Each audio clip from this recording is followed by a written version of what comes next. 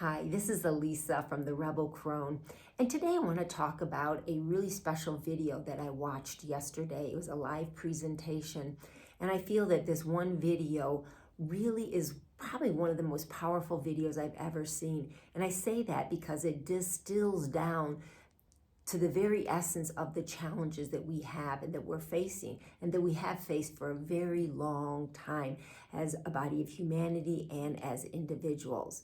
And this presentation was given live by Jason Breshears from Archaix called The Real Teachings of Jesus.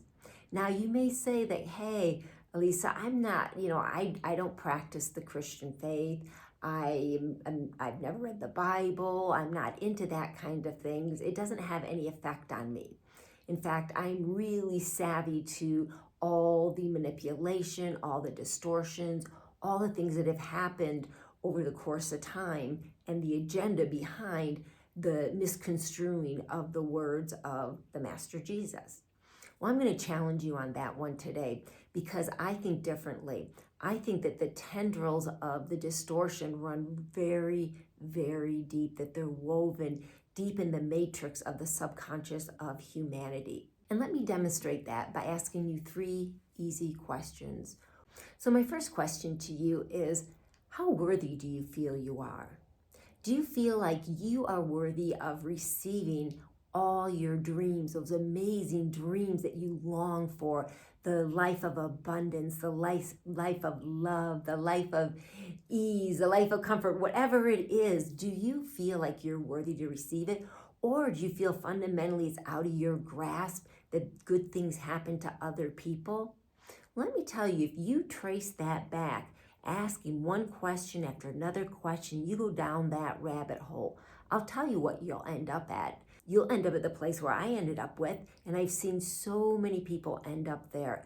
And that place is believing that somehow you are fundamentally flawed, that there is something wrong with you, that you're not deserving of manifestation of these incredible dreams of living a spectacular life. And what is that indicative of? Something's fundamentally wrong with me. Wow, that sounds a lot like original sin, that there's something irredeemable about me. Therefore, I cannot achieve, I am not worthy of the beautiful success of living, in heaven right now here on earth. The second one is guilt. What do you feel guilty about? Do you look in your past and do you find things that you just say, oh my God, I feel so guilty of having made that choice. I feel so guilty that I really hurt that person. If only I could go back and change that. If only. And that guilt is just riding you like a harsh taskmaster and you can't get it off your back. You fundamentally don't feel like you're forgivable, right? If you are living with guilt, then you have not been able to forgive yourself. And why can't you forgive yourself? You go right back down that rabbit hole and you come up at the first question. And where did that rabbit hole take you? Right to the place of where you are not worthy. There's something fundamentally flawed about you. That the things, your transgressions are forever imprinted in your heart and in reality, and there's nothing you can do about it because they're so bad. Man, you've been the perpetrator. How dare you? Now, the third question is resentments. Look into your heart right now. What are you holding resentments about towards another person? Were you mistreated when you were younger? Maybe you were abused. Maybe you were abused very badly. Bad things happened to you. Maybe it was a choice of partner that abused you. Maybe it was a boss that abused you. Maybe it's self-abuse. But do you feel like you've been victimized by life, victimized by other people? Well, trace that back. When you trace that back, you come to number two. You come to number two, that it's an unforgivable act. Those people are unforgivable because I'm unforgivable. And why is that? Is because we are all fundamentally born in original sin. There's something flawed at the core of us. And so what do you do about it? You stuff it right down inside. But you know what? You can't stuff it down. You can't seal it off. What it comes out as is fear. Fear basically comes down to when your life ends and you enter the pearly gates. You come up to that, and St. Peter's there with his balance, the balance of life, and his little checklist. And he's going to see if you're worthy of entering into the kingdom of heaven. And I think I may be silly about this, being silly about it. But you know what? If we trace those feelings and those thoughts and those beliefs back, you're going to find there is something in there for you. There's something that you're afraid of. You're afraid that you've done so many wrong things in this life that it's irredeemable, that it's going to come back to you, and that in the afterlife there's going to be something to pay for the sins and for the karma that you've created in this life, and it's not going to be good. Well, have you ever listened to any NDE stories, near-death experiences? I cannot think of one that says, yeah, when I went over, on the other side, and I was met with like a counselor, I was met with my spirit guide, I was met with whatever, and man, they just went at it, and they just, told me all the things that were wrong about me and all the bad things I'd done, and they were just, oh, bad you. No, that never happened. What do they all say? They all say they had a life review. They all say that it happened very quickly, but they understood their life, and they understood every decision that they made. They could feel what that decision felt like, why they made it. Then they could feel the repercussions of it. They could feel how it felt in other people that were subject to the decisions that you made. In other words, what are we talking about that? We're talking about the golden rule. That's what happens when you cross over, is the golden rule takes place. And that is doing unto others what you would like others to do unto you. In other words, we get to feel what we did to others. How did that feel? So we can learn that lesson.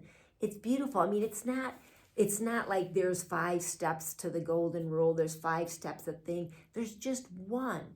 And Jason talks about it so beautifully in his video, that it all boils down to one thing, one principle, and that is the golden rule. And that's where the power is, right there.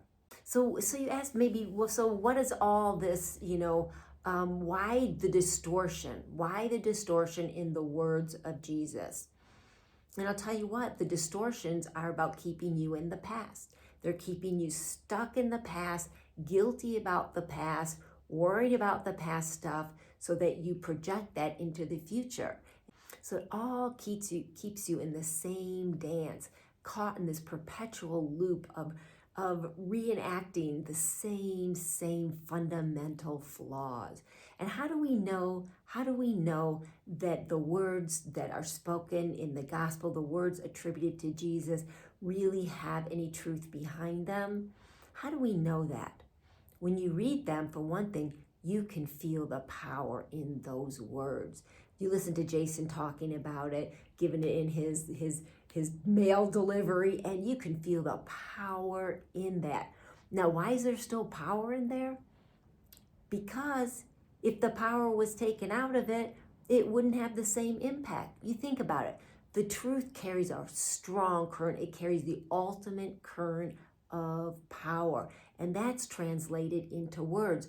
And those words that capture the essences of truth, those have that raw power, that ability to change lives, the ability to transcend and help people move out of this dark matrix of this world.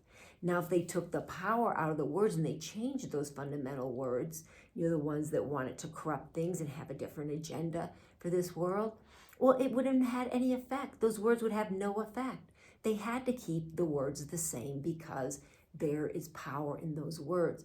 But what they did, and this is the insidious thing, is they kindly interpreted those sayings for us. How nice, So we get the interpretation of that. So we're feeling the impact of the power of the words, and then it gets distorted and twisted off into a lie. Quite frankly, it gets distorted and twisted off into a lie. Well, the truth is that kingdom of heaven is at hand. That means it is right now. I thoroughly agree with his presentation. I thoroughly agree with his viewpoint on it, that the kingdom is available right now. And how do we unlock that for ourselves? We unlock it through understanding the law of correspondences. We understand it by living according to the golden rule. I mean, it's simple. It's really, really simple. We rest in the fact that we are a projection of an immortal being, a beautiful, powerful, an immortal. We are the offshoot. We are the child of that immortal. That immortal doesn't make junk. That immortal isn't gonna like, I want to make this flawed, lowly worm like human and just torture him through existence, and how fun that is to watch him suffer. No, that's not. That's so not it at all. I mean, it's kind of funny when you really think about it. That's not the purpose of incarnating, having this experience in this world. Yes, it is a really dark world. It's a really tricky place. It is just corrupted with lies upon lies upon lies, and they run very deep. But the good news is that immortal is you. That immortal is what surrounds you. That immortal is what you're connected to. And when you understand that connection, that it's here and it's now, and there's nothing that you have to do. You are worthy of that connection, and you don't have to feel guilty about anything you've done in your life, that all is forgiven. There is no judgment with it. You don't have to resent anything anyone's done to you. They haven't done any real harm. They're just learning their lessons too in this land of Maya. When we understand these things and we understand the laws which really, really govern the whole matrix of being, and when we can actually use those laws, we use them in our favor, and then we can inform the field around us, inform the matrix. We can program what our life is supposed to be, because remember, what we project out there is going to come right back to us. So when we understand, we rest in the truth of our beingness, rest in that, and we know that, then what comes back to us? A reflection of that, a beautiful reflection of worthiness, a beautiful expression of peace and understanding and power and love, fundamentally love. That's what it's all about. That's the most powerful thing in the whole universe. It is the power of love. That's what sustains everything. And I tell you what, love is not ours to manipulate. Love is not ours to judge who's worthy of it, who isn't, including ourselves. Am I worthy of love? Am I not worthy of love? I don't think so. All these things I've done, I'm not worthy of it. Are they? No, certainly they aren't. No, love is something that is available to everybody, because it sustains this world. You may not feel it, you may not understand it, you may be fighting against it. You're making all the wrong choices, carrying all the wrong beliefs that put you contrary to it. But love is what sustains you. That's the core to power that connects you to your higher self. So it is there. Why not embrace it? Why not let it flow in?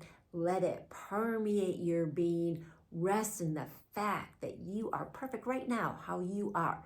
Now, tomorrow you may be a more perfect version of you, a different version, and the days to come, because hopefully you're growing and expanding, and you're learning more. I mean, what is expected of us? What is expected of us right now? What is expected is for us to do the best we can given what we know. For me, I like to expand that knowing as much as I can, and then act on that knowing, so that I really can unlock the wisdom in it, and my life can keep moving from one joyous experience to the other. Oh yeah, there's challenge. Of course there are challenges. I'm in the midst of challenges. Challenges are there, but the challenges don't rock me to the core of my being. The challenges don't go down this rabbit hole where I'm not worthy of receiving the benefits and the beauty of an incredible life. They don't go there. They don't go up against that I'm fundamentally flawed or guilty at heart and there's something wrong with me and I'm unforgivable. No, those challenges can come and rest in a place of truth, and then they can get transmuted, they can get uplifted, and I can carry on until the next challenge comes, and I can enjoy life in the meantime. My Christmas gift to you is sharing how this video really impacted me and what did it remind me of, the fundamental truths of our beingness. And I encourage you to take, I think it's almost 3 hour long video, but it's well worth the time. So take that time for yourself. You deserve it. Take time, get onto Archaix, Archaix on YouTube, look at the live stream and look at the presentation, the real teachings of Jesus, and sit down, have a notepad if you want, cup of coffee, whatever you need, Archaix coffee, great new line, whatever you need, and just sit and listen and allow the words to wash over you.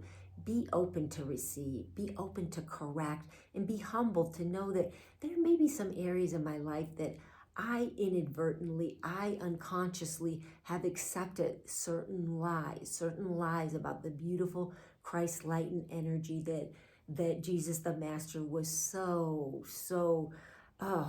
poignant and so powerfully shared for us. And that power still lives in the words. You just listen, you tell me there's not power in those words. And you know why? Because they couldn't be changed, right? Those words had to be left as they are so that they could be manipulated.